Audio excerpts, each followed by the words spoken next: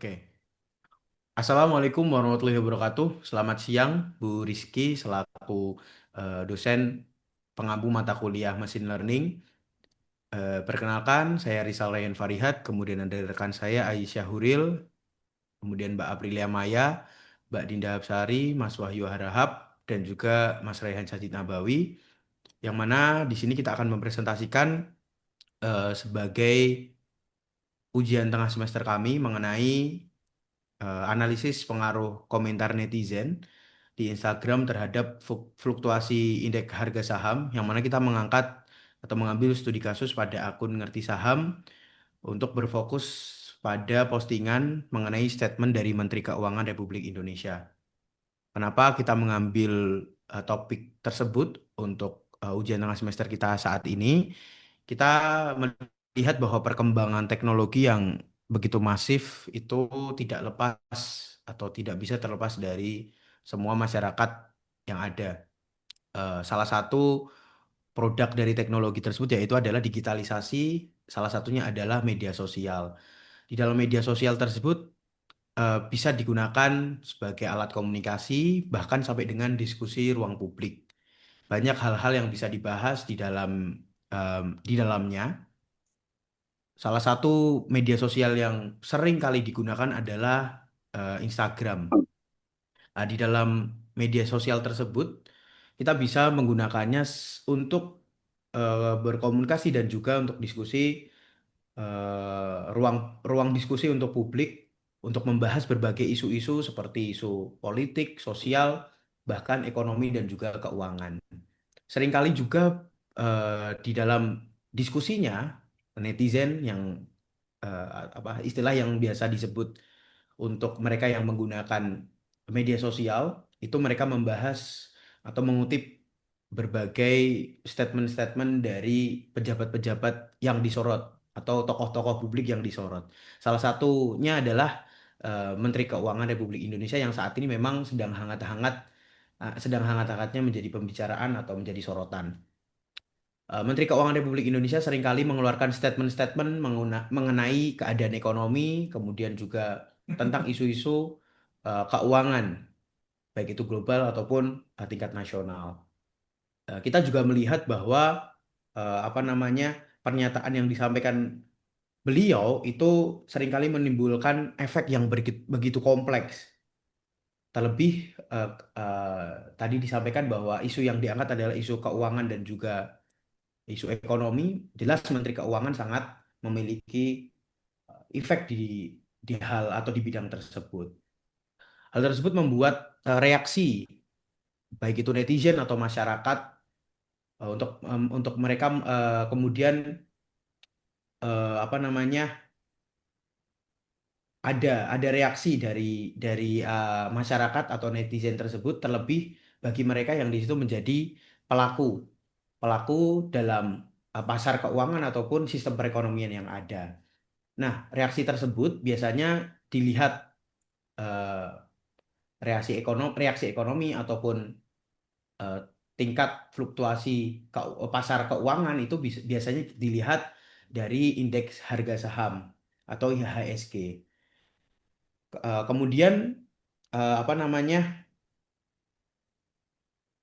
penelitian ini juga atau topik yang kita angkat ini sangat cukup menarik karena sebelumnya masih jarang sekali orang yang ingin melihat atau ingin mendalami apakah komentar netizen di media sosial ini akan berpengaruh terhadap IHSG secara langsung seperti itu. Penelitian atau studi yang kita angkat ini nantinya akan kita kita akan menggunakan machine learning yang mana sangat sesuai sekali karena kita akan mengumpulkan data dari komentar-komentar netizen yang mana akan lebih efektif dan efisien apabila menggunakan machine learning ini. Nanti juga akan disampaikan bagaimana kita mengumpulkan data sampai dengan memproses data tersebut dan juga eh, apa namanya algoritma atau bagaimana machine learning itu bisa kita gunakan yang pada akhirnya nanti harapannya bisa menghasilkan analisis seperti judul yang kita angkat itu. Oke, untuk mempersingkat waktu, eh, Yang pertama nanti akan disampaikan oleh rekan saya Mbak Dinda mengenai bagaimana kita mengumpulkan data-data dari komentar netizen tersebut di Instagram mengenai topik yang sudah saya sampaikan di awal tadi. Mungkin itu saja pengantar dari saya.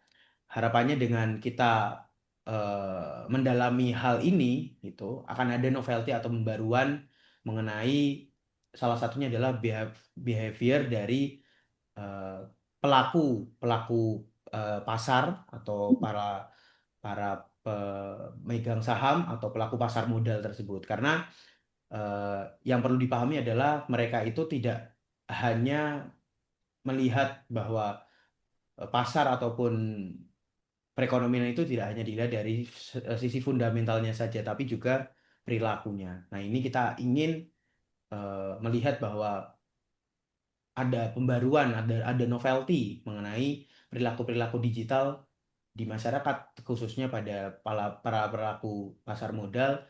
Apakah apa yang mereka lakukan, reaksi yang mereka lakukan di internet atau di media sosial ini berpengaruh terhadap keadaan atau indeks harga saham gabungan tadi. Mungkin itu saja pengantar dari saya. Selanjutnya akan disampaikan oleh Mbak Dina mengenai bagaimana nanti kita akan mendapatkan data dari komentar netizen tadi. Mungkin itu saja. Terima kasih. Kepada Mbak Dinda dipersilahkan. Ya, terima kasih Mas Rizal atas kesempatannya. Selanjutnya kita akan beralih ke proses scrolling data. Di sini kami menggunakan 5 postingan dari akun Ngerti Saham pada bulan September hingga Oktober yang berisikan berita yang relevan tentang topik yang kami angkat, yaitu statement Menteri Keuangan RI terhadap IHSG. Kami mengumpulkan 20 komentar secara acak pada satu postingan. Total data yang kami kumpulkan adalah 100 komentar dan kami memasukkan data komentar tersebut kepada Excel. Setelah itu, kami melabeli apakah komentar tersebut adalah komentar yang positif atau negatif. Bisa dilihat dari data-data Excel yang ditampilkan.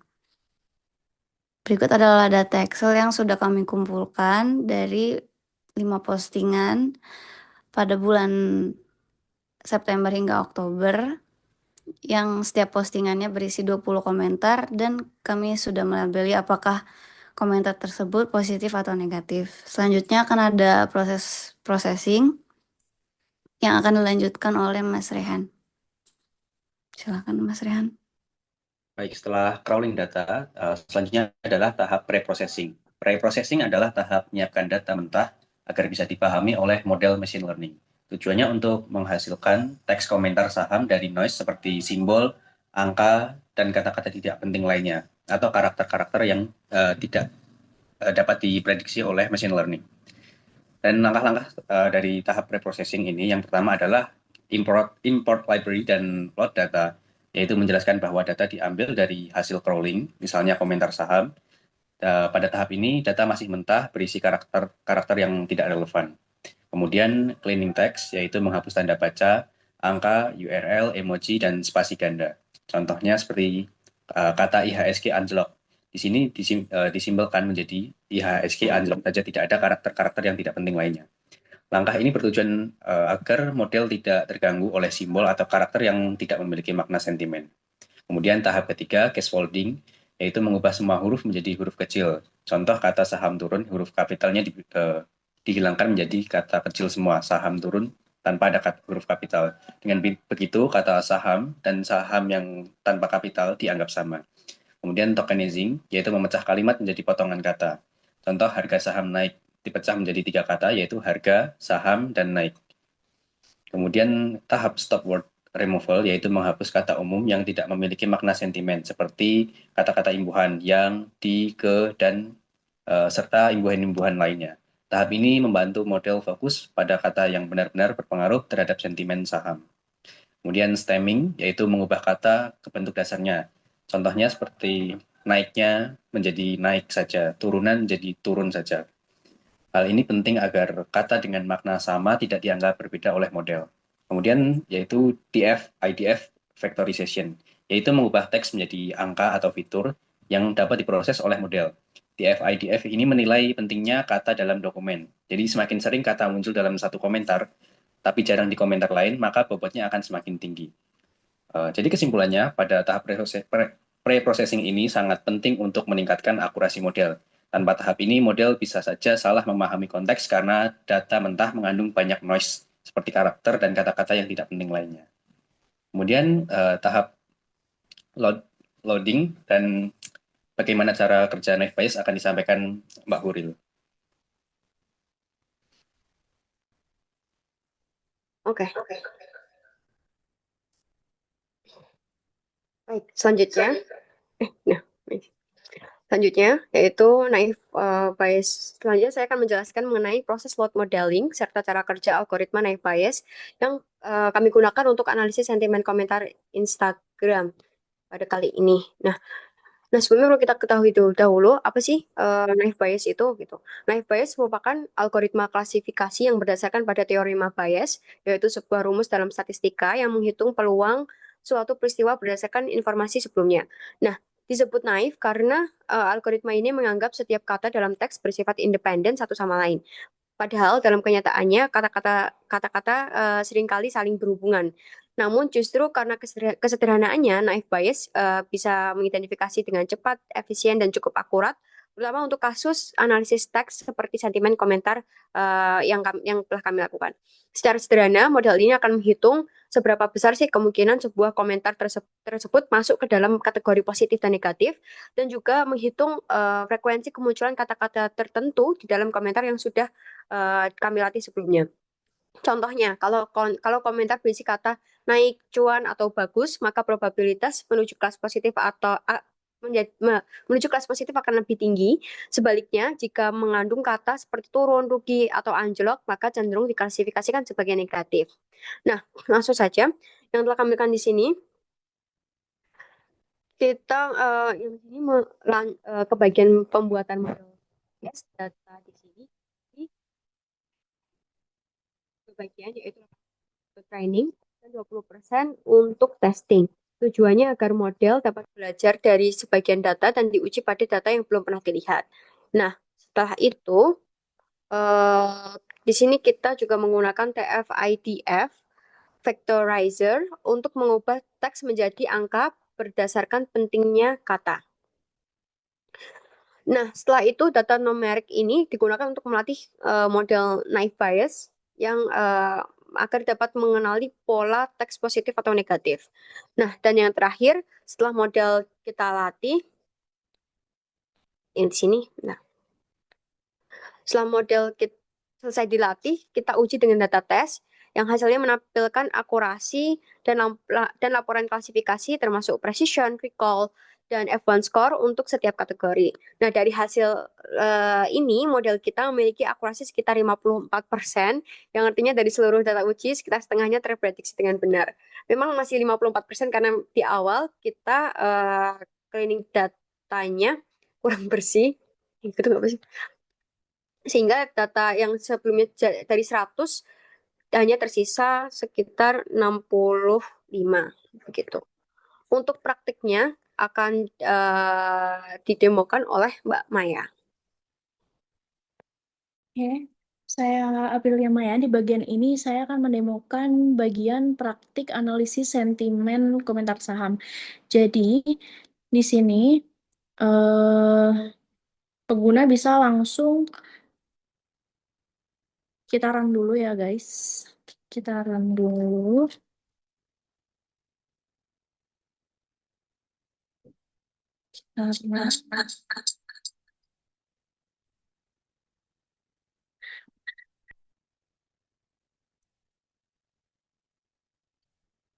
Kemudian pengguna di sini bisa langsung mengetik komentar misalnya saham BBCA naik banget hari ini, jadinya cuan deh. Terus kita enter. Jadi program itu akan membaca kata-kata yang muncul di komentar seperti naik atau rugi, kemudian menentukan apakah komentar tersebut itu termasuk positif atau negatif. Nah, logika sederhana ini sebenarnya tuh meniru cara kerja model naive Bayes yang udah kami latih sebelumnya. Kalau kita lihat di bagian kodenya, Program ini mencari kata-kata kunci yang berhubungan dengan sentimen positif seperti naik, untung, cuan, atau stabil.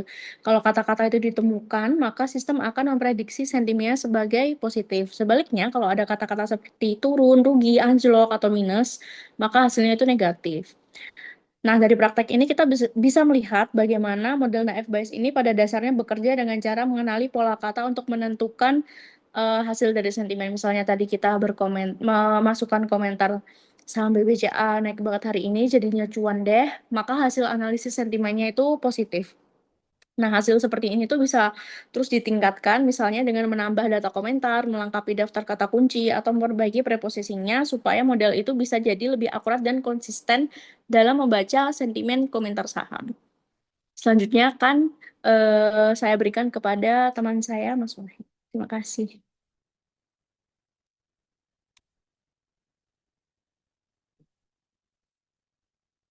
Kemudian untuk selanjutnya akan disampaikan oleh Mas Wahyu. Silahkan Mas Wahyu. Jadi dapat disimpulkan bahwa pada proyek ini kami membangun alat klasifikasi berbasis machine learning untuk mengidentifikasi data komentar saham dari akun Instagram Mengerti Saham. Model yang kami gunakan adalah naive Bayes, yaitu algoritma klasifikasi sederhana namun efektif yang bekerja dengan menghitung peluang suatu teks termasuk dalam kategori sentimen tertentu.